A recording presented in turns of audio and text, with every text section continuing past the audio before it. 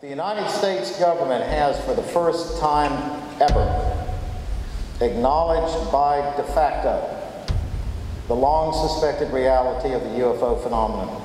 John Burroughs encountered a craft of unknown origin in England's Rendlesham Forest in December of 1980 and suffered injury therefrom, for which the Veterans Administration is now recognized by granting him full medical disability.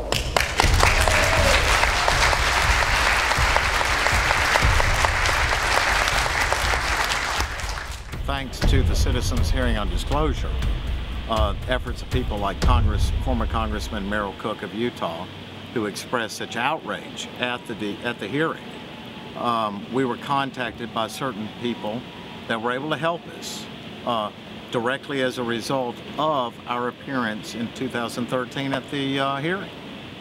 I'm particularly interested in this classified record system. They've admitted that an incident has taken place. What could possibly be a reason to withhold from the person whose medical record it is if they've confirmed the incident, which they have? I don't see how this can be unless a cover-up has taken place. And I don't mean to be throwing uninformed statements out here, but you cannot admit that there was an incident. I'd just like to clarify this point once more because I want to be careful the way I'm saying it.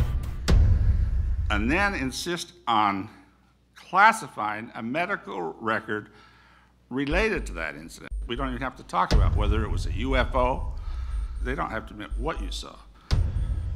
But they sure have to admit that there's no reason to hold your medical records. And this is very disturbing to me.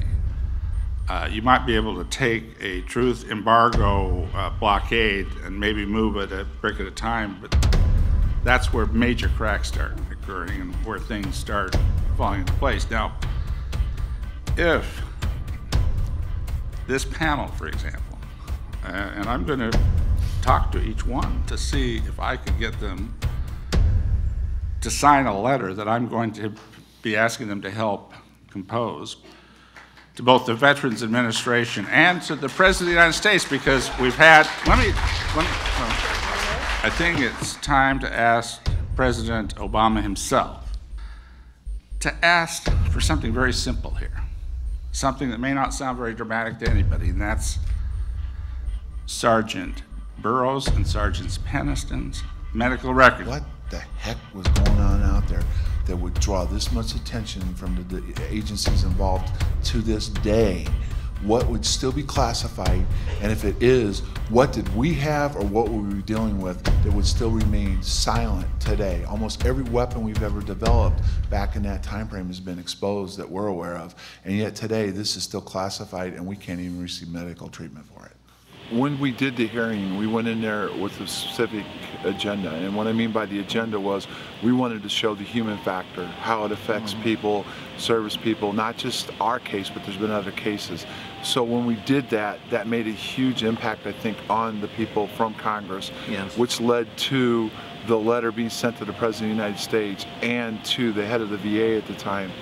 And believe it or not, the letter, we never got a personal acknowledgement from the President, but the letter did come back to the VA and was in our case file and played a part in the fact that, you know, this disability was settled.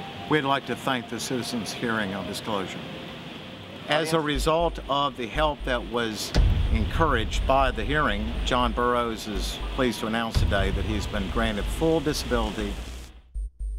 It doesn't usually happen with the VA the way this has happened. This is probably one of the quickest settlements you'll ever see. Guys, there's no question about it on cameras and on the side. Yeah.